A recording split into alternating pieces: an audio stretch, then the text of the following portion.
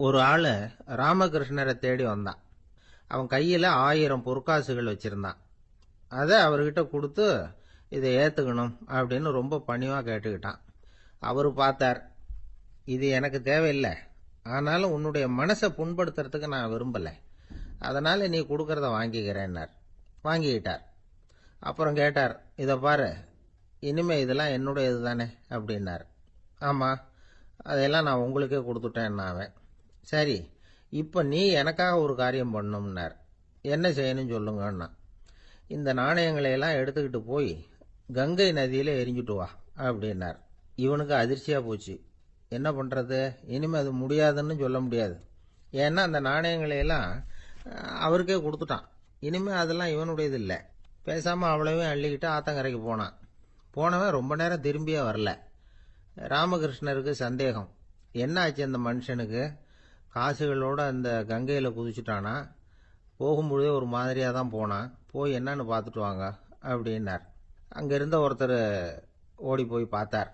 அவர் போய் பார்க்கும் பொழுது அவன் அங்கேயே இருந்தான். அதுக்கப்புறம் அவர் திரும்பி வந்தார். வந்து விவரத்தை சொன்னார். அதாவது அவன் கங்கை கரையில உட்காந்துக்கிட்டு ஒவ்வொரு நாணயமா 1 2ன்னு எண்ணி எண்ணி வீசிக்கிட்டு இருக்கிறான். அவனை சுத்தி ஒரு கும்பல் நின்றுகிட்டு அவனை தடுத்துக்கிட்டு இருக்குது அப்படின்னு விவரத்தை சொன்னார் போயிட்டு வந்தவர். இதை கேட்டதும் ராமகிருஷ்ணரே புறப்பட்டு அங்க போனாராம். என்ன இப்படி பண்ணிட்டு இருக்கிற, நான் உன்னை அந்த நாணயங்களை கங்கையில வீசி எறிய சொன்னேன், நீ ஏன் அதை எண்ணிட்டு இருக்கிற அப்படின்னார். பழக்கம்தான் காரணம், நான் ஒவ்வொரு நாளும் ஒவ்வொன்றா சேமிச்சு வச்சேன். இன்னைக்கு என்கிட்ட நிறைய இருக்குது, உங்களுக்கு ஒரு 1000 நாணயங்களை கொடுக்கணுங்கிறது என்னோட ஆசை அப்படின்னா. இப்ப ராமகிருஷ்ணர் சொன்னார், ஒரே நேரத்தில் எல்லாத்தையும் சம்பாதிச்சிருந்தா நீ எண்றது பொருத்தமா இருக்கும். எல்லாத்தையும் இழக்கும் போது ஒவ்வொன்றா எண்ணிக்கிட்டு இழக்கிறதுங்கிறது சரியான செயல் இல்லை. அதனால ஒரே தடவையா எல்லாத்தையும் தூக்கி எறிஞ்சிடும் அப்படின்னார். இது இழப்பது அப்படிங்கிற ஒரு உயர்ந்த நிலை. இதை நாம யதார்த்த வாழ்க்கையில சம்பந்தப்படுத்தி பார்த்து குழப்பிக்கிட்டு இருக்கக்கூடாது. இழக்கிறேன்னு சொல்லிக்கிட்டு இருக்கிற காசையெல்லாம் ஆத்துலையும் குளத்துலையும் கொண்டு போய் எரிஞ்சுட்டு வாங்க அப்படின்னு உபதேசம் பண்றதாக யாரும் நினைச்சிடக்கூடாது. இதுல நாம புரிஞ்சுக்க வேண்டியது என்னன்னா, எதையாவது ஒன்றை இன்னொருத்தருக்கு கொடுக்கணும் அப்படின்னு விருப்பப்பட்டா அதை மனப்பூர்வமா கொடுத்துடணும். கொடுத்துட்டு அதையே நினைச்சிட்டு இருக்கக்கூடாது. நம்மால் ஒருத்தர் ஒரு 100 ரூபாய் நோட்டை தன்னுடைய நண்பர் ஒருத்தர்கிட்ட கொடுத்து, இது உனக்கு தான் வச்சுக்கோ அப்படின்னார். அவரு பார்த்தார், இது இனிமே எனக்கு தானே சொந்தம் அப்படின்னார். ஆமான்னார் அவர். அப்படின்னா எனக்காக நீ ஒரு உதவி செய்யணும்னார். சொல்லுங்க செய்யறேன்னார் அவர். இந்த 100 ரூபாய் நோட்டை தீ வச்சு கொளுத்தி விடுனார். இவர் அதிர்ச்சியாகி அவரை பார்த்தார். இப்ப அவரு சொன்னார், நீ எனக்கு அன்பா கொடுத்தது இது, இந்த நோட்டு கள்ள நோட்டுங்கிறது எனக்கு முன்னாடியே தெரியும், சீக்கிரம் கொளுத்தி விடு, அதுதான் நம்ம 2 பேருக்குமே நல்லது அப்படின்னாராம் அவர். ஒருத்தர் அவசரமா போய்கிட்டு இருந்தார். எங்க போயிட்டு இருக்கீங்க அப்படின்னு கேட்டார் ஒரு பெரியவர். கடைக்கு போறேன் சார், சாமான் வாங்கறதுக்கு அப்படின்னார். அங்க போறதுக்கு முன்னாடி தெரிஞ்சுக்க வேண்டியதெல்லாம் தெரிஞ்சுக்கிட்டீங்களா அப்படின்னு கேட்டார் பெரியவர்.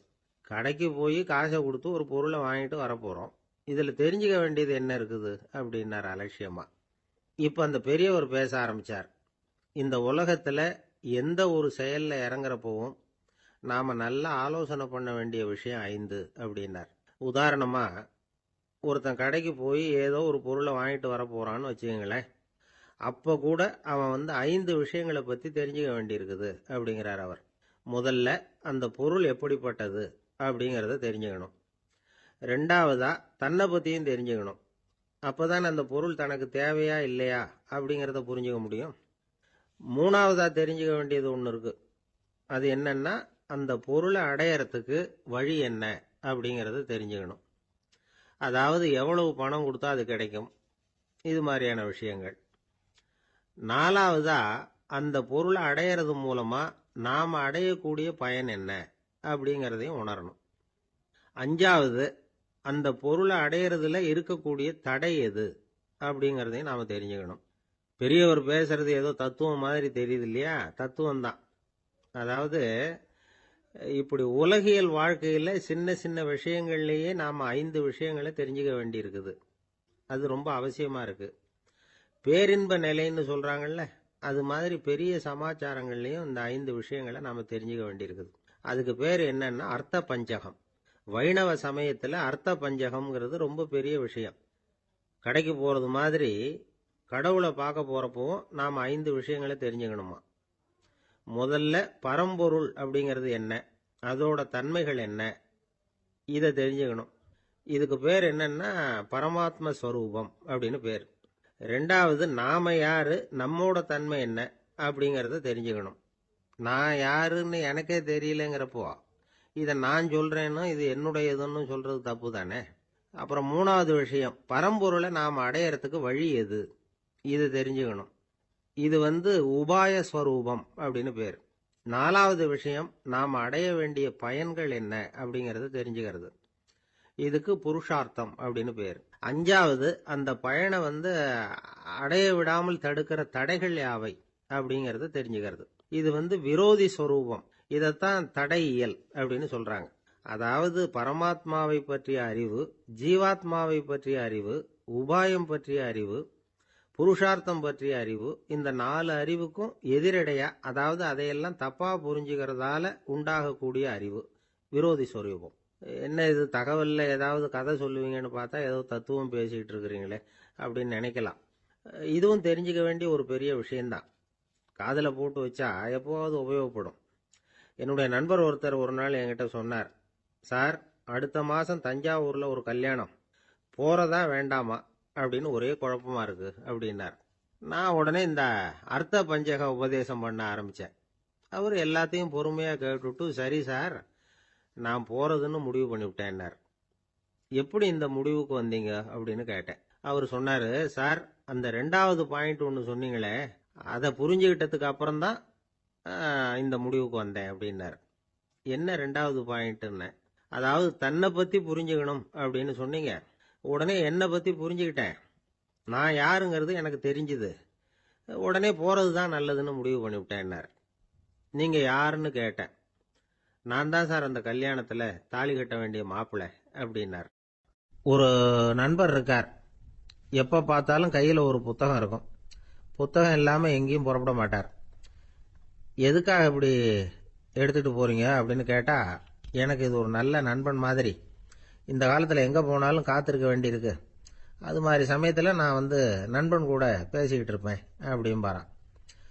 ஒருத்தர் ஒரு பெரிய அரச பதவியில் இருந்தார். அவர் பதவியிலிருந்து இறங்க வேண்டிய சூழ்நிலை.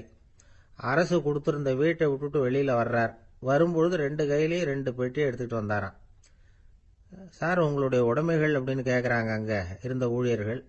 இவர் தன்னுடைய கையில இருக்கிற பெட்டியை காட்டி, இதுதான் என்னுடைய சொத்து அப்படின்னாராம்.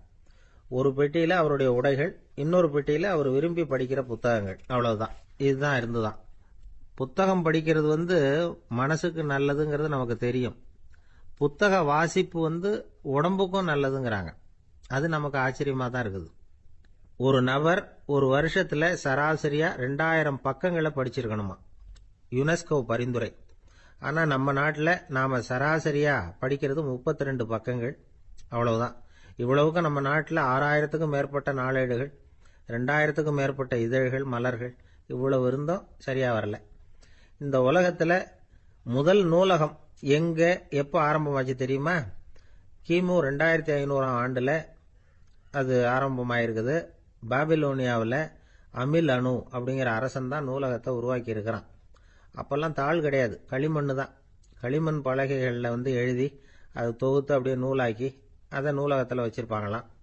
அரசருடைய நூலகத்தில் 1000த்துக்கும் மேற்பட்ட நூல்கள் இருந்ததாக வரலாற்று குறிப்பு இருக்குது. அது மட்டும் இல்லை, அந்த நூலகத்தில் பொருள் வாரியா, அதாவது சப்ஜெக்ட் வாரியா புத்தகங்களை வகைப்படுத்தி வச்சிருந்தாங்களாம். அதுல மிச்சம் இருந்த ஒரு 25 களிமண் பலகை புத்தகங்கள் இன்னைக்கும் பிரிட்டிஷ் அருங்காட்சியகத்தில் இருக்குதான். அச்சு தாள் இதெல்லாம் ஏற்பட்டதுக்கு அப்புறம் அமைக்கப்பட்டது தான் பிரான்சில் இருக்கக்கூடிய பாரிஸ் நூலகம். 1480 பிரெஞ்சு மன்னர் 11ஆம் லூயி இந்த நூலகத்தை அமைச்சாராம். ஆனா அப்பெல்லாம் அரசர்கள் மட்டும்தான் நூலகத்தை பயன்படுத்த முடியுமா. அதுக்கப்புறம் 17ஆம் நூற்றாண்டுல இந்த முறை மாறி பொதுமக்கள் அங்க போகலாம், படிக்கலாம் அப்படிங்கிற நிலைமை வந்துதான். போட்லியன் நூலகம் அப்படின்னு அதுக்கு பேரு, பாரிஸ் நகரத்தில் இருக்கு. அங்கதான் நூல்களின் பட்டியல் தயாரிப்பு பணி ஆரம்பமாச்சு. கல்வி வளர்ச்சியையும் நூலகத்தையும் இணைச்சவர் நெப்போலியன் போனபார்ட். முன்பணம் செலுத்தி புத்தகத்தை படிக்கிற முறையையும் அவர் தான் கொண்டுட்டு வந்தாராம். மக்கள் கிட்ட வசூலிக்கிற வரியின் ஒரு பகுதியை நூலகத்துக்கு பயன்படுத்தினவரும் அவர் தானா. நெப்போலியன் நூலகத்தில் உலகத்தில் உள்ள எல்லா மொழி நூல்களும் இருக்குதான். அங்க ஒரு தமிழ் நூலும் இருந்திருக்குது. அது என்னன்னா கம்பராமாயணம். சோவியத் யூனியனுக்கு படையெடுத்து போனப்போ அங்கிருந்து லட்சக்கணக்கான புத்தகங்களை இந்த பனிச்சறுக்கு வாகனங்கள் இருக்குல்ல அதில் கொண்டுகிட்டு வந்ததாக வரலாறு. அடுத்தபடியாக குறிப்பிட்டு சொல்லத்தக்க நூலகம் எதுன்னா பிரிட்டிஷ் நூலகம். மிக பழைய கையெழுத்து பிரதியெல்லாம் கூட அங்கே இருக்குது. 1753 ஆரம்பமாச்சு. அதில் உள்ள நூல்களை வரிசையாக அடுக்கினா 180 கிலோமீட்டர் நீளத்துக்கு வருமா. மிகப்பெரிய நூலகம் அமெரிக்க தலைநகர் வாஷிங்டனில் இருக்குதான். இந்தியாவை பொறுத்த வரைக்கும் பெரிய பழைய நூலகம் எதுன்னா கல்கத்தா நூலகம். எல்லா இந்திய மொழி நூல்களும் இங்கே உண்டு. மகாகவி பாரதியார் நடத்தின இந்தியாங்கிற இதழின் எல்லா பிரதிகளும் அங்கே பாதுகாப்பாக இருக்குது. படிக்கும் பழக்கம் இங்கே வளர வேண்டியிருக்குது. ஒருத்தர்கிட்ட ஒரு புஸ்தகத்தை கொடுத்து விமர்சனம் எழுத சொல்லியிருந்தாங்க. கொஞ்ச நாள் கழித்து அவரை போய் பார்த்து, என்னங்க புஸ்தகத்தை படித்து பார்த்தீங்களா அப்படின்னு கேட்டாங்களாம். இதுக்கு அவர் சொல்லியிருக்கிறார், இன்னும் நான் படித்து பார்க்கலிங்க, இப்போ தானே விமர்சனமே எழுதி முடிச்சிருக்கிறேன், இனிமே தான் படிக்கணும் அப்படின்னாராம். அந்த காலத்தில் அண்ணாமலை ரெட்டியார்னு ஒருத்தர் இருந்தார். அவர் வெங்கனூர் அப்படிங்கிற கிராமத்தில் இருந்தார். அங்கிருந்து விருத்தாசலம் கோவிலுக்கு தவறாம போயிட்டு வந்துகிட்டு இருந்தார். இடையில வெள்ளாறு. அதில் ஒரு சமயம் வெள்ளம் வந்துட்டுது. இவரால் போக முடியல. அதோட விளைவு வெங்கனூர்லேயே ஒரு கோவில் கட்டணும் அப்படின்னு முடிவு பண்ணார், சிவாலயம். அந்த சமயத்தில் வடநாட்டில் பஞ்சம். அதனால் அங்கிருந்த பல சிற்பிகள் தென்னாட்டை நோக்கி வர ஆரம்பித்தாங்க. அவங்க வெங்கனூர் வழியாக வர்றது தெரிஞ்சதும் இவர் போய் பார்த்தார். இங்கே ஒரு கோவில் கட்டணும், அதுக்கு நீங்கள் உதவணும்னார். பஞ்ச காலத்தில் இப்படி ஒரு வாய்ப்பு கிடைச்சதில் அவங்களுக்கும் ரொம்ப மகிழ்ச்சி. உற்சாகத்தோடு ஒத்துக்கிட்டாங்க. ஆலய திருப்பணி ஆரம்பமாச்சு. அவங்களுக்கு வேண்டிய எல்லா வசதிகளையும் இவர் செஞ்சு கொடுத்தார். அவங்களுக்கு எந்த குறையும் இல்லாமல் பார்த்துக்கிட்டார். அது மட்டும் இல்லை, ஒவ்வொரு நாளும் அங்கே வருவார். உங்களுக்கு என்ன வேணும் எது வேணும்னு கேட்பார். ஏதாவது குறை இருந்தால் சொல்லுவாங்க, உடனே தீர்த்து வைப்பார். இவரும் கேட்பார், எந்த குறையாக இருந்தாலும் என்கிட்ட சொல்லுங்க அப்படின்னு சொல்லுவார். அதை தவிர இவராகவே கவனிச்சும் அவங்களுக்கு என்னென்ன தேவைங்கிறத கண்டுபிடிச்சி அதையெல்லாம் கொடுத்துக்கிட்டு இருப்பார். என்ன தேவைன்னாலும் அதை நிறைவேற்றி வச்சுருவார். அந்த சிற்பிகளின் தலைவன் ஒருத்தன், அந்த ஆளுக்கு வெத்தலை பாக்கு போடுறது பழக்கம். இதை தெரிஞ்சுக்கிட்டு அதுக்காகவே ஒரு ஆளை ஏற்பாடு பண்ணார். வேணுங்கிறப்போலாம் நீ வெத்தலை சிவல் மடித்து கொடுக்க வேண்டியது உன் வேலை அப்படின்னு ஒருத்தனை ஏற்பாடு பண்ணிட்டார். இப்படியெல்லாம் செஞ்சதும் அவங்களுக்கும் ரொம்ப உற்சாகம். ரொம்ப பொறுப்பாக சிற்ப வேலைகளை செஞ்சுக்கிட்டு இருக்கிறாங்க. ஒரு நாள் என்னாச்சு தெரியுமா, அந்த சிற்பிகளின் தலைவன் ரொம்ப நுணுக்கமாக ஒரு வேலையை செஞ்சுக்கிட்டு இருக்கிறான். சாரம் போட்டு அது மேலே படுத்துக்கிட்டு அண்ணாந்து பார்த்து உச்சியில் நுணுக்கமான சிற்பங்களை உருவாக்கிக்கிட்டு இருக்கான். சிற்பியின் கவனம் செதறப்படாதுங்கிறதுனால இவர் மெதுவாக சத்தம் போடாமல் கிட்ட போய் நின்று அதை கவனிச்சுக்கிட்டு இருக்கிறார். அந்த சிற்பி வழக்கம் போல வெத்தலை பாக்குக்காக இடது கையை கீழே நீட்டினான். அந்த சமயம் பார்த்து அவருக்கு தாம்பூலம் கொடுக்குறவன் அங்கே இல்லை, எங்கேயோ போயிருக்கிறான். அண்ணாமலை ரெட்டியார் என்ன பண்ணார் தெரியுமா, தனக்காக கொடுக்கப்பட்ட தாம்பூலத்தை வாங்கி சிற்பியின் கையில் கொடுக்குறார். அவன் வாங்கி போட்டுக்கிட்டான். இது என்ன இன்னைக்கு வெத்தலை சீவல் வேற மாதிரி இருக்குது, வாசனை தாம்பூலமாக இருக்குது அப்படின்னு யோசனை பண்ணிட்டு கீழே திரும்பி பார்க்குறார். பார்த்தா ரெட்டியார் மறுபடியும் சிற்பி கை நீட்டும் பொழுது கொடுக்கறதுக்காக தாம்பூலத்தை மடித்து வாங்கி வச்சுக்கிட்டு தயாராக நிற்கிறார். சிற்பிக்கு அதிர்ச்சி. உடனே பொத்துன்னு கீழே குதிச்சான். ஐயா, என்ன இது நீங்களா அப்படின்னா. இவர் சொன்னார், நான் ஒன்றும் தப்பு பண்ணலையே, உன்னுடைய கை புண்ணியம் செஞ்ச கை, கோயில் கட்டுற கை, அந்த கைக்கு தாம்பூலம் கொடுக்கறதுல என்ன தப்பு அப்படின்னாராம். ஏற்கனவே பஞ்சத்தில் அடிபட்டு வந்த எங்களை நீங்கள் ஆதரிச்சதே பெரிய விஷயம். இந்த செயல் என்ன ஒரு பெரிய கடனாளி ஆக்கிவிட்டுது.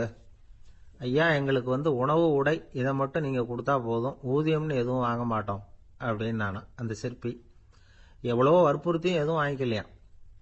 இந்த செய்தியை தமிழ் தாத்தா டாக்டர் ஊவேசா சொல்லியிருக்கிறார். அந்த காலத்தில் எப்படிப்பட்டவங்கெல்லாம் வாழ்ந்துருக்கிறாங்க பாருங்க. இந்த காலத்தில் ஒருத்தர் கோவில் கட்டினார், வேலை செய்கிற எல்லாருக்கும் சாப்பாடு போடுவார். சிற்ப வேலை செஞ்சுட்டு சாப்பிட வர்ற ஒவ்வொருத்தர் கையையும் அன்பாக பிடிச்சு முத்தம் கொடுத்து உள்ளே அனுப்புவார். அந்த கைகளுக்கு நீங்கள் கொடுக்குற மரியாதையாது அப்படின்னு கேட்டாங்க. அடா, அது இல்லைங்க, ஏற்கனவே முதல் பந்தியில் சாப்பிட வந்தவன் மறுபடியும் வர்றானான்னு கண்டுபிடிக்கிறதுக்காக கையை பிடிச்சி மோந்து பார்க்குறேன் அப்படின்னாராம் அவர். ஒரு காலத்தில் பிரஷ்யா அப்படின்னு ஒரு தேசம் இருந்தது.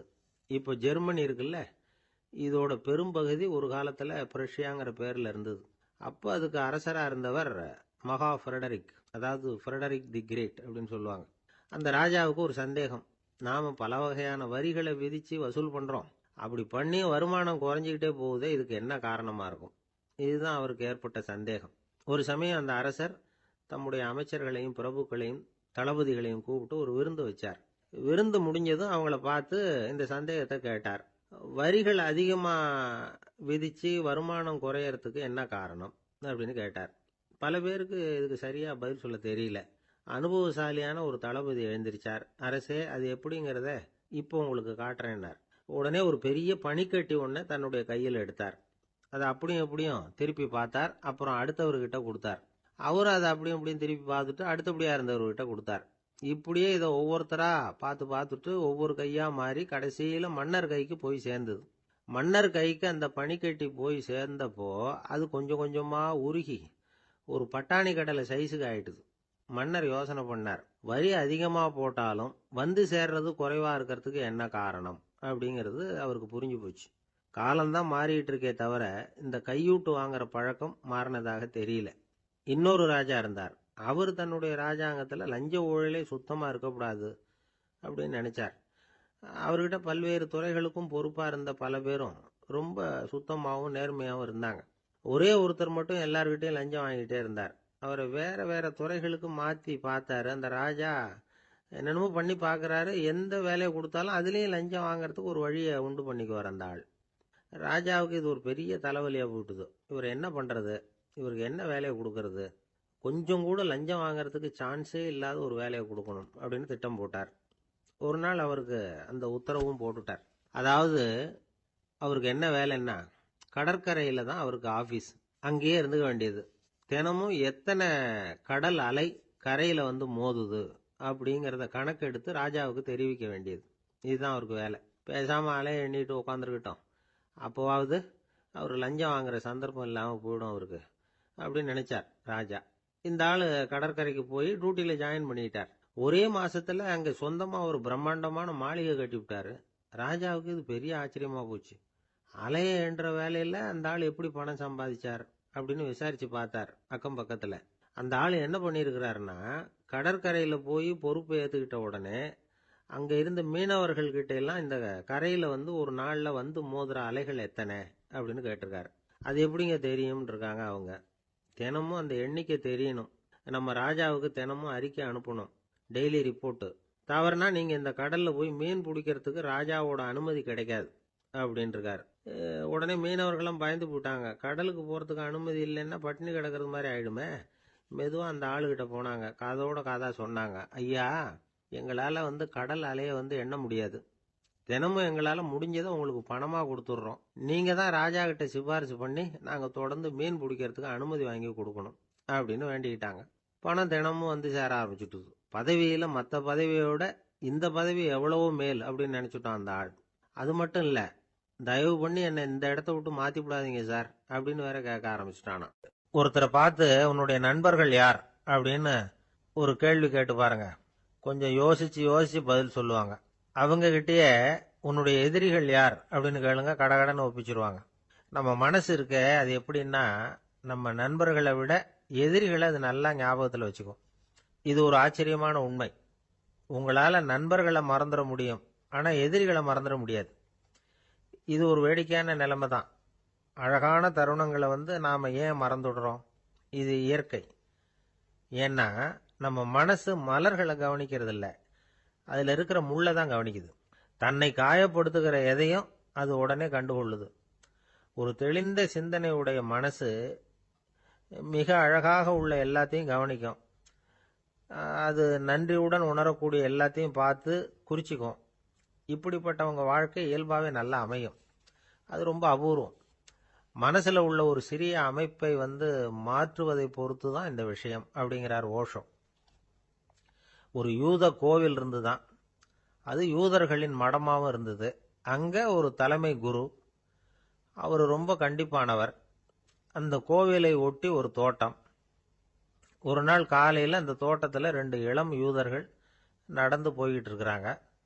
காலையில் 1 மணி நேரம், மாலையில் 1 மணி நேரம் அவங்க அந்த தோட்டத்தில் நடக்கிறதுக்கு அனுமதி உண்டு. மற்ற நேரங்களில் அவங்க மத புத்தகங்களை படிக்கணும், பிற விதிமுறைகளை கடைபிடிக்கணும். அந்த 2 பேருமே தொடர்ந்து புகைப்பிடிக்கிற பழக்கம் உள்ளவங்க. ஆனா கோவில் மடத்துல இருக்கிறப்போ அவங்க புகைப்பிடிக்க முடியாது, அது கடுமையான குற்றம். சரி, நாம தோட்டத்துல இருக்கிறப்பவாவது புகைப்பிடிக்கலாமா அப்படின்னு ஒரு ஆசை அவங்க 2 பேருக்குமே.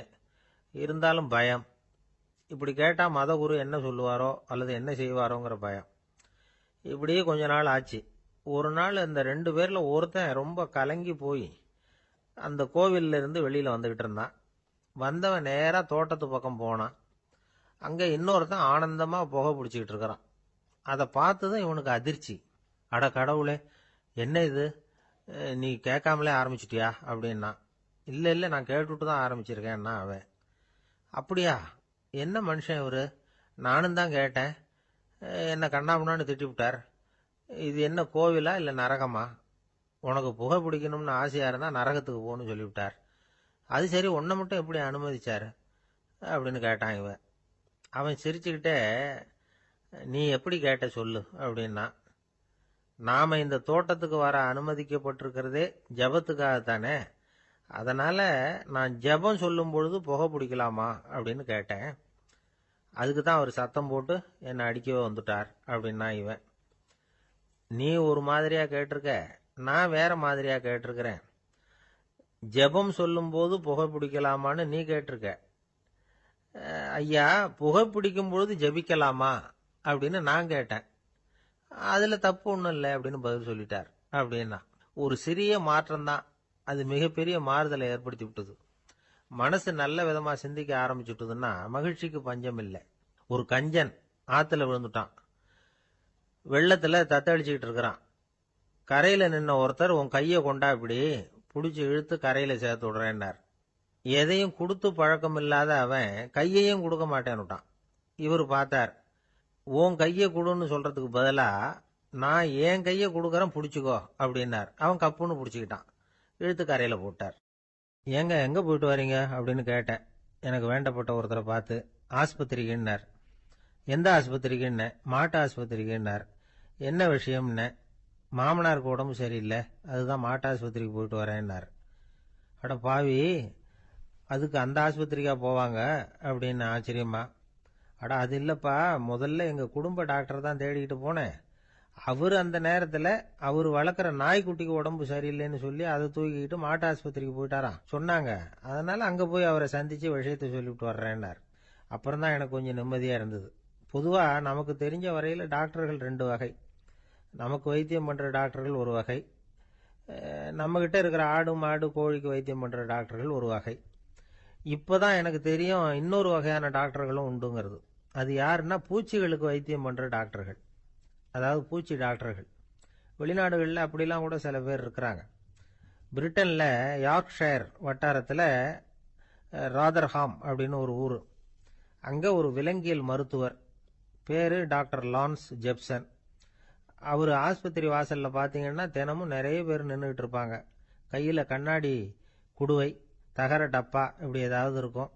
அதுக்குள்ள ஏதாவது பூச்சிகள் இருக்கும். அதுக்கு வைத்தியம் பண்றதுக்காக வந்தவங்க தான் அவங்க எல்லாம். சிலந்தி பூச்சி, பல்லி, தேளு, பாம்பு இப்படி ஏதாவது இருக்கும். பொழுதுபோக்கா சில பேர் நாய், பூனை, கிளி, மைனா, புறா இப்படி ஏதாவது வளர்க்குறாங்கல்ல, அது மாதிரி இப்பெல்லாம் தேளு, பல்லி, பாம்பு, பூச்சி இதையெல்லாம் வளர்க்க ஆரம்பிச்சிட்டாங்களாம்.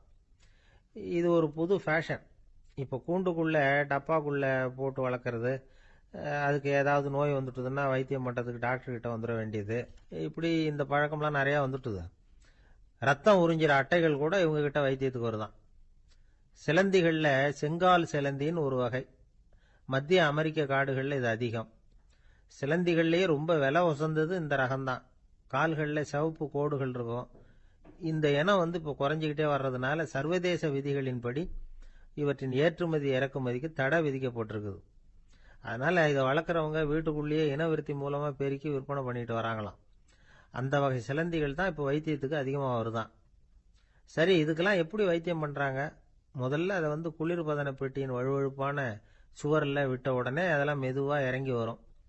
அப்போ அதன் நோயை கண்டுபிடிக்கிறது சுலபம். அப்புறம் அதுக்கு கிருமிகளை கொல்லக்கூடிய மருந்துகளையோ வலி நிவாரண மருந்துகளையோ கொடுப்பாங்க. கால் உடைஞ்ச சிலந்திகளுக்கு பசையை கொண்டு ஆப்ரேஷன் பண்ணுவாங்க. சில சிலந்திகளுக்கு உடைஞ்ச காலை எடுத்துட்டா புதிய கால் வளர்ந்துரும். சிலந்திகளை மனிதர்கள் கையில் எடுக்கிறப்போ அது பயந்து போய் கீழே குதிக்குது, அதனால கால் உடஞ்சி விடுது, இல்லைன்னா வயிறு சேதமடையுது. அந்த நிலைமையில வர்ற சிலந்திகளுக்கு மயக்க மருந்து கொடுத்து ஆபரேஷன்லாம் கூட பண்றாங்களாம். பாத்தீங்களா பூச்சிகளுக்கு வந்த வாழ்வே. நம்ம ஊர்லயும் வீடுகளில் பூச்சிகள் வளர்க்கறது உண்டு. ஒருத்தர் வந்தார், எனக்கு 3000 கரப்பாம்பூச்சி அவசரமா தேவைப்படுது, எங்க கிடைக்கும்னு கேட்டார். கரப்பாம்பூச்சியா, அது என்னத்துக்குன்னு கேட்டோம். அது வேற ஒண்ணும் இல்ல, நான் குடியிருக்கிற வாடகை வீட்டை காலி பண்ண போறேன். வீட்டு சொந்தக்காரர் என்ன சொல்றாருன்னா, இந்த வீட்டுக்கு நான் குடி வந்தப்போ எப்படி இருந்ததோ அதே நிலைமையில விட்டுட்டு போகணும்னு வீட்டுக்காரர் சொல்லியிருக்கிறார், அதனாலதான் கேட்டேன் அப்படின்னார். பிரம்மத்தை அறிந்தவன் பிரம்மமாகிறான் அப்படின்னு ஒரு பெரியவர் பேசினார் ஒரு கோவில்ல. தைத்திரிய உபனிஷத்து அப்படி சொல்லுதான். இதை கேட்கும் பொழுது நமக்கு ஒரு சந்தேகம் வரும். அது எப்படி? பிரம்மத்தை அறிந்தவன் பிரம்மம் ஆகிறான்னா, சிங்கத்தை அறிந்தவன் சிங்கம் ஆகிறானா, தோசையை அறிந்தவன் தோசை ஆகிறானா? இப்படிப்பட்ட சந்தேகம் நமக்கு வர்றதுல ஒன்றும் ஆச்சரியம் இல்லை, இது இயற்கை. இதுக்கும் அந்த பெரியவரே பதில் சொல்றார். சிங்கம் வேற, நாம வேற. அதனால சிங்கத்தை அறிந்தவன் சிங்கம் ஆக மாட்டான். ஆனா பிரம்மம் வேற, நாம வேற இல்லை. அதனால பிரம்மத்தை அறிந்தவன் பிரம்மமாகிறான் அப்படிங்கிறது அவரோட விளக்கம். மனிதன் அவன்தான் தான் பிரம்மங்கிறது தெரியாதனால தான் அதை வேற எங்கேயோ தேடிட்டு இருக்கிறான்.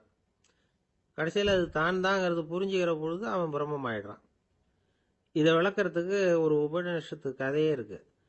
நமக்கு தெரிஞ்ச கதை தான், ஆனால் அதை வேற விதமான அர்த்தத்தில் விளையாட்டா சொல்லிட்டு இருக்கிறோம்.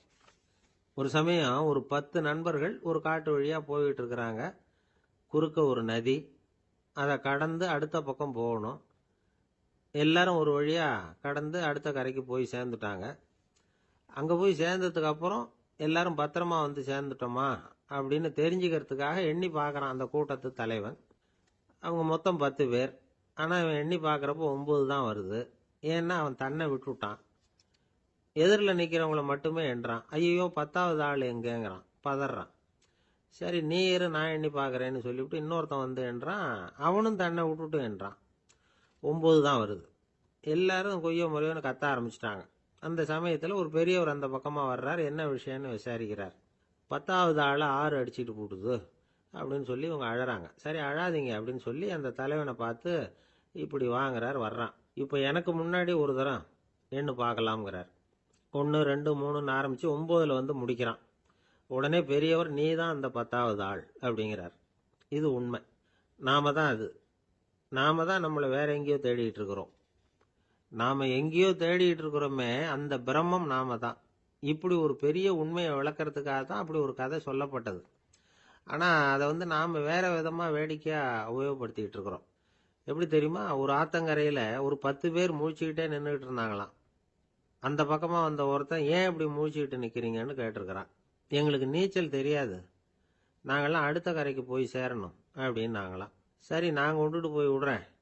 எல்லாரும் அக்கறைக்கு போய் சேர்ந்த உடனே ஆளுக்கு ₹1 வீதமா மொத்தம் ₹10 எனக்கு கொடுக்கணும் அப்படின்னு இருக்கான் இவன். சரின்னு ஒத்துக்கிட்டாங்க. இவன் ஒவ்வொருத்தரா கையை பிடிச்சி மெதுவா ஆத்துல இறக்கி அழைச்சிட்டு போயிட்டான். 9 பேரை கரை சேர்த்துட்டான். 10வது ஆள் பாதி ஆத்துல போயிட்டு இருக்கிறப்போ திடீர்னு வெள்ளம் வந்துட்டுது. புடி நழுவி போச்சு. கையை விட்டுட்டான். வெள்ளம் அடிச்சுட்டு போட்டுது. அழைச்சிட்டு வந்தவன் நீச்சல் அடிச்சு தட்டு தடுமாறி கரைக்கு சேர்ந்துட்டான். கரையில் இருந்தவங்களுக்கு இந்த விஷயம் தெரியாது. இருந்தாலும் இவன் உடம்பு பூரா நனைஞ்சி கொஞ்சம் அதிகமாக மூச்சு வாங்க நின்றுக்கிட்டு இருந்தானா, ஏங்க ஏன் இப்படி மூச்சு வாங்குது, என்ன விஷயம் அப்படின்னு கேட்டாங்களாம். அதுக்கு இவன் கொஞ்சமா அலட்டிக்காம சொன்னானா, வேற ஒன்றும் இல்லை, நீங்க கொடுக்க வேண்டிய ₹10ல் ₹1 குறைஞ்சி போச்சு, அவ்வளவுதான் அப்படின்னா. உலகத்துல எது எதுக்கும் ஆராய்ச்சி கூடங்கள் இருக்குது இல்ல, அது மாதிரி தூக்கத்தை பத்தி ஆராய்ச்சி பண்றதுக்கு ஒரு ஆராய்ச்சி கூடம் இருக்குது. அப்படி ஆராய்ச்சி பண்ணணும்னா அதுக்கு மூழ்கிக்கிட்டு இருக்கணும்ல. அதனாலதான் அந்த ஆராய்ச்சி கூடம் இங்கே இல்லை. அமெரிக்காவில் பாஸ்டன் பல்கலைக்கழக மருத்துவமனையில் அது இருக்குது. அங்கே தூக்கத்தை பற்றி பலவிதமான ஆராய்ச்சிகள் பண்ணிட்டு இருக்கிறாங்க. அந்த ஆராய்ச்சி கூடத்தில் இயக்குனராக இருக்கிற ஒரு நிபுணர், அவர் என்ன சொல்றாரு தெரியுமா? உங்களுக்கு தூக்கம் வரலையா, நீங்கள் நல்லா தூங்குறதுக்கு தாராளமாக சில யோசனைகளை என்னால் சொல்ல முடியும் அப்படிங்கிறார். யோசனை தானே, காசா பணமா கேட்டு வச்சுக்கலாமே. உணவு, மனநிலை, தூங்கும் இடத்தோட சூழ்நிலை, படுக்கைக்கு செல்றப்போ உள்ள பழக்க வழக்கங்கள், இது காரணமாக ஒருத்தருக்கு தூக்கம் வராமல் போகலாம். தூக்கம் வராததுக்கு இதுதான் காரணம்னா அதையெல்லாம் சுலபமாக கட்டுப்படுத்தலாங்கிறார் அவர். தூக்கத்தை வரவழைக்கக்கூடிய ஒரு நல்ல மருந்து உடற்பயிற்சி. ஆனால் ஒன்று, படுக்க போகிற நேரத்தில் இது மாதிரி உடற்பயிற்சிகள் எல்லாம் செய்யக்கூடாது. கொஞ்சம் முன்னாடி பகல்லையே இந்த பயிற்சிகளை செய்கிறது நல்லது. தூக்கம் வராமல் அவதிப்படுறவங்க பிற்பகல் நேரங்களில் காஃபி, டீ இது மாதிரி பானங்களை சாப்பிடக்கூடாது. மது அருந்துறது கூட தூக்கத்தை பாதிக்கும். வெது வெதுப்பான நீரில் குளிக்கிறது, தியானத்தில் ஈடுபடுறது, ஓய்வாக இருக்கிறது, படுக்கிறது, அதாவது படுக்கிறதுக்கு முன்னாடி ஒரு குவளை பால் சாப்பிட்றது, இதெல்லாம் தூக்கத்தை வரவழைக்கிறது ரொம்ப உதவியாக இருக்கும். இன்னொரு விஷயம் என்னென்னா, தூங்கி ஆகணுமேங்கிற கவலை வேண்டியதில்லை. அப்படி நினச்சி கவலைப்படுறதை விட்டுடணும். தூக்கம் வரலையா, உடனே படுக்கையை விட்டு எழுந்திருக்க வேண்டியது. வெளியில் வாங்க, வேறு ஏதாவது வேலையில் ஈடுபடுங்க, கொஞ்சம் நேரம் உலாவுங்க, அல்லது ஏதாவது ஒரு புஸ்தகத்தை எடுத்து படிங்க. களைப்பு ஏற்பட்டால் மறுபடியும் படுக்கைக்கு போங்க. தூக்கம் தானே வந்துடும். ஒரு விஷயத்தை மட்டும் நல்லா ஞாபகத்தில் வச்சுக்கணும். படுக்கைக்கு போகிறப்போ உங்கள் மற்ற எல்லா பிரச்சனைகளையும் மறந்துடணும். அது எப்படி சார் முடியும்? அந்த நேரம் தானே எல்லா பிரச்சனையும் வரிசையாக ஞாபகத்துக்கு வருது அப்படின்னு நாம் நினைக்கலாம். ஆனால் பழக்கத்தில் அதை நாம் மாற்றிக்க முடியும். கொஞ்சம் முயற்சி பண்ணணும், அவ்வளோதான். இது எல்லாமே ஆராய்ச்சி பண்ணி பார்த்துட்டு அந்த நிபுணர் சொல்கிற கருத்து தான். இன்னொரு விஷயமும் அவர் சொல்கிறார். அது என்னென்னா, உடல் கோளாறு காரணமாக தூக்கம் வராமல் அவதிப்படுறவங்களுக்கெல்லாம் இந்த யோசனைகள் சரியாக வராது அப்படிங்கிறார். அதுக்கெல்லாம் மருத்துவ சிகிச்சை கொடுத்து தான் சரி பண்ணணும். சில பேருக்கு நடு ராத்திரியில் மூச்சு திணறல் ஏற்பட்டு தூக்கம் வராமல் போயிடும். ஊரெல்லாம் தூங்குறப்ப தான் மட்டும் தூங்காமல் மூழ்கிட்டு இருக்கிறது, ஊரெல்லாம் மூழ்கிட்டு இருக்கிறப்போ தான் மட்டும் தூங்குறது, இது மாதிரி கோளாறுகளால் சில பேர் பாதிக்கப்படலாம். காலு தசை முறுக்கிக்கிறதுனால சில பேருக்கு அடிக்கடி விழிப்பு வரலாம். மன அழற்சி காரணமாக சில பேருக்கு தூக்கம் வராது. இது மாதிரி கோளாறுகளுக்கெல்லாம் அதுக்கு தகுந்த மாதிரி சிகிச்சை கொடுத்து தான் சரி பண்ண வேண்டியிருக்கும். எந்த கோளாறும் இல்லாமல் தூக்கம் வரலைன்னா ஆரம்பத்தில் சொன்ன முறைகளை கடைபிடிச்சு பார்க்கலாம். தூக்கம் வந்ததுன்னா யோசனை சொன்ன அந்த நிபுணருக்கு நன்றி சொல்லலாம். ஒருத்தர், ஏன் சார் பஸ்ஸில் தூங்குறது கெட்ட பழக்கமானு கேட்டார். இல்லையே, நான் கூட பஸ்ஸில் போகிறப்ப தூங்கிட்டு தானே போவேன் அப்படின்னார் இன்னொருத்தர். அப்புறம் ஏன் என்ன டிரைவர் வேலை வேணாம்னு வீட்டுக்கு அனுப்பி வச்சுட்டாங்க அப்படின்னாராம் அவர். ஒரு தந்தை தன்னோட பிள்ளைய ரொம்ப தைரியசாலியாக வளர்க்கணும்னு ஆசைப்பட்டார். அதுக்காக அவனை கூப்பிட்டு உட்கார வச்சு இப்படி உபதேசம் பண்ணார். இதை பாருப்பா, நான் உன்னாட்டம் இருக்கிறப்போலாம் எதுக்கும் பயப்பட மாட்டேன், ரொம்ப துணிச்சலாக இருப்பேன். ஒரு நாள் ஒரு அப்பாவி எலிய ஒரு பூனை துரத்திட்டு ஓடிச்சு. நான் உடனே என்ன செஞ்சேன் தெரியுமா? அந்த பூனையை பிடிச்சேன், அது வாலில் ஒரு பட்டாசு சரத்தை கட்டினேன், கொளுத்தி விட்டேன், படபடன்னு வெடிக்க ஆரம்பிச்சுட்டுது. அது துள்ளிக்கிட்டு அங்கேயும் இங்கேயும் ஓடி இருக்கு பாரு ஓட்டம், ரொம்ப தமாஷு அப்படின்னார் அப்பா. இப்படி சொல்லிவிட்டு பையனை பார்த்து, இதை கேட்கறதுக்கு உனக்கும் துணிச்சல் வருதா? நான் என்னுடைய செயலை நீ கேட்குறப்போ உனக்கு துணிச்சல் வருதா அப்படின்னு கேட்டார். வருதுன்னா பையன்.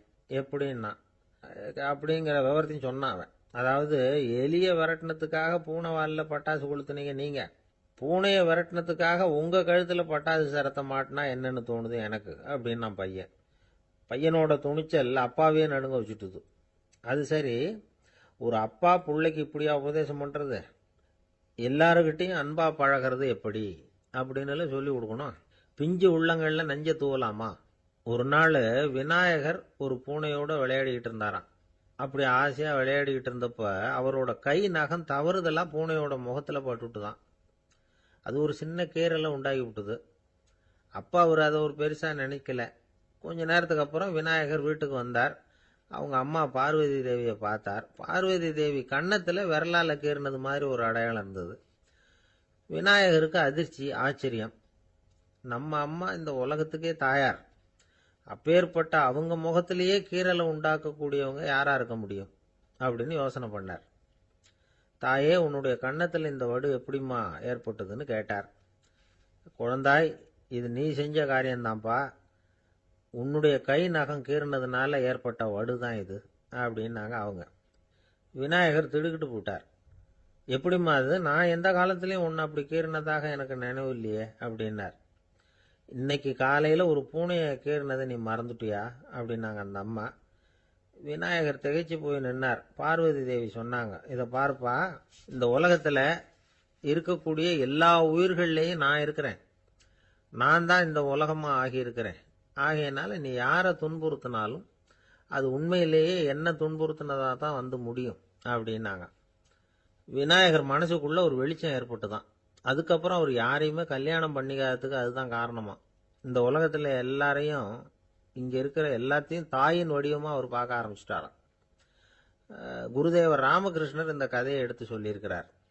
நபிகள் நாயகம் ஒரு தடவை ஒரு நாற்காலியில் உட்காந்து என்னமோ யோசனை பண்ணிட்டு இருந்திருக்கிறார். அப்ப அவரோட உடையில ஒரு கீழ்ப்பகுதி தரையில படிஞ்சு கிடந்திருக்குது. அங்க விளையாடிக்கிட்டு இருந்த ஒரு பூனை அது மேல வந்து படுத்து தூங்கி போச்சு. தொழுகை செய்ய வேண்டிய நேரம் வந்துட்டது. நபிகள் நாயகம் எழுந்திருக்க பார்த்தார். அப்போதான் பூனை தன்னோட உடை மேல படுத்து தூங்கிட்டு இருக்கிறது கண்ணில் படுது. பூனையோட தூக்கத்தை கலைக்க விரும்பல. அவர் தன்னுடைய சகோதரியை கூப்பிட்டார். ஒரு கத்திரிக்கோல் எடுத்துட்டு வர சொன்னார். பூனை படுத்திருந்த உடை பகுதி மட்டும் இருக்குல்ல, அதை மட்டும் அதோட கத்திரிச்சு விட்டுட்டு அதுக்கப்புறம் அவர் எழுந்திரிச்சு தொழுகைக்கு போனாராம். அதாவது பிற உயிர்கள் கிட்ட எப்படி அன்பு காட்டணுங்கிறத பெரியவங்க எவ்வளவோ விதத்துல நமக்கு எடுத்து காட்டியிருக்கிறாங்க. இருந்தாலும் எத்தனை பேர் மனசுல அதெல்லாம் உரைச்சிருக்குது. நாமளும் நம்ம ட்ரெஸ் மேல ஒரு பூனை படுத்திருந்தா ஒரு கத்திரிக்கோலை தான் தேடுவோம், எடுத்துட்டு வர சொல்லுவோம். துணியை வெட்டுறதுக்கு பதிலாக இல்லை அதோட வாழை வெட்டினா என்ன அப்படின்னு தோணும். ஒரு ஆள் ரொம்ப பிரியமா ஒரு பூனையை ஆற்றுல குளிப்பாட்டிக்கிட்டு இருந்தானா. எப்படி? அந்த பூனையை ஆற்று தண்ணியில் அமுக்கி அமுக்கி குளிப்பாட்டிக்கிட்டு இருக்கிறான். அந்த வழியாக போன பெரியவர் ஒருத்தர் இதை பார்த்தார். இதை பார்ப்பா, பூனையை அது மாதிரி ஆற்று தண்ணியில் அமுக்கி குளிப்பாட்டாத, மூச்சு திணறி செத்து போடும் அப்படின்னு அட்வைஸ் பண்ணார். நீ போய் அவன் வேலையை பார்த்துக்கிட்டு, எனக்கு எல்லாம் தெரியும்னா இவன். சரின்னு அவர் போயிட்டார். கொஞ்ச நேரம் கழிச்சு அவரே அந்த வழியாக திரும்பி வந்துக்கிட்டு இருந்தார். ஆற்றுல பூனையை குளிப்பாட்டிக்கிட்டு இருந்தவன் அழுதுட்டு உட்காந்துருக்கிறான். பக்கத்தில் அந்த பூனை செத்து கிடக்குது. இதை பார்த்தார் பெரியவர். நான் தான் அப்பவே சொன்னேனே அந்த பூனையை ஆற்றுல நினைக்காதேன்னு, அதை கேட்டிருந்தா இப்படி ஆயிருக்குமா அப்படின்னார். அந்த ஆள் கோபமா இவரை முறைச்சி பார்த்தான். அட போய்யா, இந்த பூனை ஆற்றுல குளிச்சதுனால ஒன்றும் செத்து போகல, குளிச்சதுக்கு அப்புறம் அதோட உடம்பு ஈரமா இருக்குதுன்னு அதை புழிஞ்சேன், அதனாலதான் இப்படி ஆயிட்டுது அப்படின்னு. ஊர்ல ஒரு சிற்பி இருந்தார். சிற்பின்னா அவர் ரொம்ப திறமை உள்ளவர். அதாவது எங்கேயாவது ஒரு கல்லு கிடந்தா போதும், அதை அப்படியே எடுத்துட்டு வருவார். கொஞ்ச நாள் கழிச்சு அவர் இடத்துக்கு போய் பார்த்தா அழகா ஒரு சிற்பம் உட்காந்துருக்கும். இந்த கல்லா கிடந்தது சிற்பமா மாறி இருக்கும். அந்த அளவுக்கு பண்ணிவிடுவார். அப்பேற்பட்ட சிற்பி. எப்படிங்க அவ்வளவு மோசமான ஒரு கல்லுல இருந்து இவ்வளவு அழகா ஒரு சிற்பத்தை உங்களால வடிக்க முடிஞ்சது அப்படின்னு கேட்டா, அது ஒன்றும் பெரிய விஷயம் இல்லைங்க. இந்த சிற்பம் ஏற்கனவே அந்த கல்லுக்குள்ள இருந்தது. இதை சுத்தி இருக்கிற வேண்டாத பகுதிகளை எல்லாம் உளியால கொத்தி எடுத்துவிட்டேன், அவ்வளவுதான் என் வேலை. உடனே உள்ள இருந்த இது வெளியில வந்துட்டுது அப்படிம்பார். அந்த அளவுக்கு திறமைசாலி. ஒரு சின்ன பாறை இல்லைன்னா கருங்கல்ல பார்த்துட்டாருன்னா போறோம், விடமாட்டார். அந்த கல்லோட அமைப்பை கவனிச்சு பார்த்துட்டு இதுக்குள்ள ஒரு வீரன் ஒளிஞ்சிருக்காம்பார். அவர் கண்ணுக்கு தெரியும். இந்த கல்லுக்குள்ள ஒரு துறவி உட்கார்ந்துருக்காரும்பார். நமக்கெல்லாம் வெறும் கல்லாதான் தெரியும். இந்த கல்லுக்குள்ள ஒரு நடன மங்கை நடனம் ஆடிக்கிட்டு இருக்கா அப்படிம்பார். உடனே அந்த கல்லை கொண்டுகிட்டு வருவார். அவர் சொன்னது மாதிரியே உள்ள இருக்கிற அவங்களையெல்லாம் வெளியில கொண்டுட்டு வந்துருவார். அதாவது வேண்டாத பகுதிகளெல்லாம் கொத்தி எடுத்துருவார். அவரு மொழியில சொல்ல போனா, இந்த சிற்பிக்கு ரொம்ப நாளா மனசுக்குள்ள ஒரு ஆசை. அதாவது உண்மை, தூய்மை, இதுக்கு உதாரணமா இருக்கக்கூடிய புத்தர் சிலைய வடிக்கணும் அப்படிங்கிறது அவரோட ஆசை. ஆனா அந்த ஆசை நிறைவேறாமலே இருந்துகிட்டு வந்தது. அதுக்கு என்ன காரணம்னா, அதுக்கு தகுந்த மாதிரி ஒரு கல்லு கிடைக்கல. கல்லு கிடைச்சா அதை செஞ்சிருவாரு. ரொம்ப காலமா அங்கங்க தேடி அலைஞ்சார். இந்த புத்தர் சிலை வடிக்கிறதுக்கு பொருத்தமா ஒரு கல்லு கிடைக்குமா அப்படின்னு சொல்லி கண்ணுல படுற கல்லையெல்லாம் உத்து உத்து பார்ப்பார். உள்ள புத்தர் இருக்காரான்னு கவனிப்பார். இருக்கிற மாதிரி எதுவும் தெரியல அவர் கண்ணுக்கு. சரி, இதுக்கு என்ன செய்யலாம்னு யோசனை பண்ணார். நேரா ஒரு புத்த மடாலயத்துக்கு போனார். அங்க இருக்கிற ஒரு புத்த துறவியை சந்திச்சார். அவர்கிட்ட விசாரிச்சார், சுவாமி, புத்தரின் தூய்மை ஒளிஞ்சிருக்கிற அந்த கல் எங்க கிடைக்கும் அப்படின்னார். அந்த கல் இருக்கிற இடம் எதுன்னு இன்னமும் உங்களுக்கு தெரியலையா அப்படின்னு கேட்டார் துறவி. இல்லைங்க, அதுக்காகத்தான் அலைஞ்சிக்கிட்டு இருக்கிறேன் அப்படின்னாரு இவரு. சரி, கவலைப்படாதீங்க, ஏன் கூட வாங்க காட்டுறேன் அப்படின்னு அழைச்சிட்டு போனார். எங்க போனார்னா, அந்த மடாலயத்தின் பின்பக்கம் போனாங்க. 2 பேரும் போனாங்க. அங்க போய் பார்த்தா அங்க ஒரு கிணறு இருந்தது. என்ன அது, நாம கேட்டது கல்லு, இவர் அழைச்சிட்டு வந்து காட்டுறது கிணறு அப்படின்னு இவருக்கு சந்தேகம். ஒரு மாதிரியா பார்த்தார். அவர் சொன்னார், துறவி எட்டி பாருங்க உள்ள அப்படின்னாரு. கிணறுக்குள்ள என்ன இருக்கும்னு இவருக்கு தெரியாதா, இருந்தாலும் அவர் சொல்றாரு அப்படின்னு சொல்லி எட்டி பார்த்தார். பார்த்தா அதுல தண்ணி இருந்தது. அந்த தண்ணியில தன்னோட உருவம் தெரிஞ்சுது. இப்ப அந்த புத்த ஞானி சொன்னார், துறவியாரே, புத்தரை நாம தான் ஒளிச்சு வச்சிருக்கிறோம், நமக்குள்ளதான் அவர் மறைஞ்சிருக்கிறார். அவரை அடையாளம் தெரியாதபடி மூடி இருக்கிறது எது தெரியுமா? நம்ம கிட்ட இருக்கிற கோபம், போலித்தனம், பதட்டம், ஆசை, இதெல்லாம் தான். அறிவு அப்படிங்கிற ஒளியால அதையெல்லாம் செதுக்கி எடுத்துட்டோம்னா அந்த அழகான புத்தர் வெளியில வந்துருவார் அப்படின்னு சொன்னார் துறவி. அதனால நமக்குள்ள இருக்கிற நம்மளை நமக்கே அடையாளம் தெரியல அப்படிங்கிறது தான் உண்மை. இந்த உண்மையான மனிதன் உள்ளே இருக்கிறான். இவர் கல்லை பார்த்துட்டு உள்ள யார் இருக்காங்கிறது அவருக்கு தெரிஞ்சது சிற்பிக்கு. ஆனா உண்மையான புத்தர் எங்க இருக்காருங்கிறத அவரால் அடையாளம் கண்டுபிடிக்க முடியல. அப்படிதான் பல பேர் இன்னைக்கு இருந்துகிட்டு இருக்கிறோம். ஒரு அப்பா தன்னுடைய பிள்ளைக்கு புத்தி சொன்னார், அதோ பாருப்பா, மனசுதான் கல்லு, அறிவு தான் ஒளி. உன்னுடைய மனசுங்கிற கல்ல அறிவுங்கிற ஒளியால செதுக்கி அழகான மனிதனா நீ வெளியில வரணும்னார். அதுக்காக தான்ப்பா தேடிட்டு இருக்கேன்னா அவன். மனசுங்கிற கல்ல தேடிட்டு இருக்கிறியா அப்படின்னு கேட்டார். இல்லப்பா, அறிவுங்கிற ஒளி எங்க இருக்குன்னு தெரியல எனக்கு, அதை தான் தேடிட்டு இருக்கிறேன் அப்படின்னு நானா. அதனால அறிவை தேடிட்டு இருக்கிறவன் என்னைக்கு உண்மையை கண்டுபிடிக்க போறான்? அதையே கண்டுபிடிக்க முடியலங்கும் பொழுது. அதனால நாம் யார் அப்படிங்கறது நமக்கு அடையாளம் தெரியணும். அந்த அடையாளம் தெரிஞ்சுட்டா வாழ்க்கையில வெற்றி நிச்சயம். இன்றைக்கு பல பேர் உயில் எழுதி வைக்கிறாங்கல்ல. இந்த உயில்னா என்ன? அதாவது ஒரு நபர் தனக்கு பின்னாடி தன்னுடைய சொத்துக்கள் யாருக்கு போய் சேரணும்னு நினைக்கிறாரோ அந்த நினைப்பை சட்டப்படி உறுதிப்படுத்துறது தான் உயில். சரி, உயிலை யார் எழுதலாம்? 18 வயசு பூர்த்தியான யாரும் உயில் மூலமா சொத்துக்களை விநியோகிக்கலாம். கண் பார்வை இல்லாதவங்க, காது கேளாதவங்க, வாய் பேச முடியாதவங்க, இவங்கெல்லாம் கூட உயில் எழுதி வைக்கலாம். புத்தி சுவாதீனம் இல்லாதவங்க கூட சில சமயம் புத்தி தெளிவா இருந்தா உயில் எழுதலாமா. குடிபோதையில் இருக்கிறவங்க, தாங்கள் என்ன செய்யறோங்கிறது தெளிவா அறிய முடியாதவங்க, நோய் நொடியில் இருக்கிறவங்க, இவங்கெல்லாம் உயில் எழுத முடியாது. ஒருத்தரை நிர்பந்தப்படுத்தி ஏமாத்தி அல்லது சுய நினைவில்லாத ஒருத்தர்கிட்ட எழுதி வாங்கி வைக்கிற உயில் செல்லாது. உயிலை இந்த முறையில தான், இந்த படிவத்தில் தான் எழுதணும்னு சட்டத்தில் விதி எதுவும் கிடையாது. இதுக்கு முத்திரை கட்டணமும் கிடையாது. உயிலை வெற்று காகிதத்தில் எழுதலாம். அச்சடிக்கணும், டைப் அடிக்கணுங்கிற அவசியம் கூட இல்லை.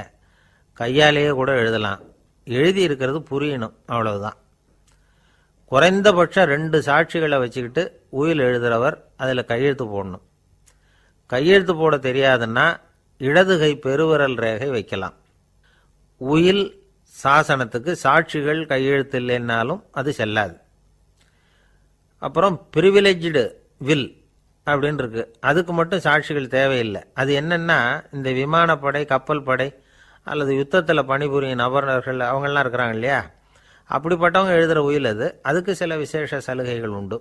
ஒருத்தர் முதல்ல ஒரு உயில் எழுதி வைக்கிறார், அதுக்கப்புறம் மனசு மாறி போகுது, அது வேணாம்னு நினைக்கிறார், ரத்து செஞ்சுடலாம்.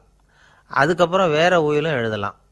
உயிரோடு இருக்கிற வரைக்கும் எத்தனை தடவை வேணும்னாலும் உயில் எழுதலாம். கடைசியா எழுதப்பட்ட உயில் சட்டப்படி சரியா இருந்தா அதுதான் அமலுக்கு வரும்.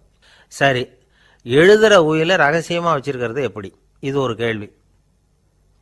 இதுக்கு என்ன செய்யணும்னா, ஒருத்தர் உயிலை எழுதினதுக்கு அப்புறம் அவர் தானாவோ அல்லது அங்கீகரிக்கப்பட்ட முகவர் மூலமாகவோ, அதாவது ஒரு ஏஜென்ட் மூலமாகவோ, ஒரு கவரில் போட்டு சீல் வச்சு கவர் மேலே தன்னுடைய பெயரை எழுதி அல்லது அந்த ஏஜென்ட் பெயரை எழுதி கவர் மேலே என்ன அடக்கம் செய்யப்பட்டிருக்கு, உள்ள என்ன இருக்கு அப்படிங்கிற விவரம்லாம் எழுதி சார் பதிவாளர்கிட்ட ஒப்படைக்கலாம். இதுக்கு கட்டணம் உண்டு. அதுக்கப்புறம் எப்போ தேவைப்படுதோ அப்போ ஒரு மனு கொடுத்து அந்த கவரை திரும்ப வாங்கிக்கலாம். இப்போ எழுதுகிற உயிலை இவ்வளவு நாளுக்குள்ள பதிவு செய்யணுங்கிற கால வரையறை உண்டா அப்படின்னு ஒரு கேள்வி வரலாம் இல்லையா? எப்போ வேணும்னாலும் பதிவு செய்யலாம். நம்மால் ஒருத்தர் ஒரு நாள் ரொம்ப அவசரமாக வந்தார். இந்த உயில் எழுதுறது சம்பந்தமாக பூரா விவரமாக எனக்கு உடனே தெரியணும்னார். நான் உடனே அவரை வக்கீல் ஒருத்தர்கிட்ட அழைச்சிட்டு போனேன். இவர் அவர்கிட்ட எல்லா விவரமும் கேட்டு தெரிஞ்சுக்கிட்டார். ரொம்ப தேங்க்ஸ்ன்னு சொல்லிவிட்டு 2 பேரும் வெளியில் வந்தோம். அதுக்கப்புறம் இவர்கிட்ட கேட்டேன், ஆமாம் இவ்வளவு விவரமாக கேட்குறீங்களே, உங்களுக்கு எத்தனை பிள்ளைங்க சார் அப்படின்னு கேட்டேன். 6 பேர் சார் அப்படின்னார். சரி, இருக்கிற சொத்து எவ்வளவுன்னு கேட்டேன். அதை இனிமே தான் சம்பாதிக்க போறேன் அப்படின்னார்.